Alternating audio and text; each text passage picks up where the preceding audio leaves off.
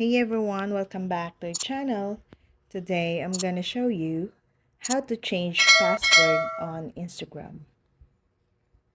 You should have a separate password for every platform and every account you use, and ensure that each password is difficult enough.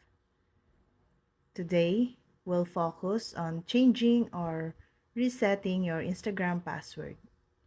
You should update your passwords regularly. If your Instagram account got hacked, change your password and security questions immediately. If you remember your current password and just want to change it as a form of an update to keep up with your profile security, changing your password is an easy process. First, log in to your Instagram app. Click the three lines at the top of the dashboard of your profile view on the right. Now, select Settings and Privacy. Select Account Center, and then tap on Password and Security. Then, click Change Password. Now, enter your new passwords twice and click Save to confirm the change.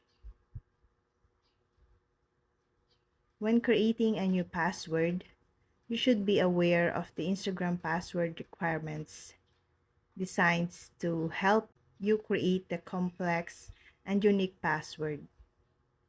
The Instagram password requirements ask for a password to be at least 10 characters long with a mix of a lower and uppercase letters, numbers, and symbols.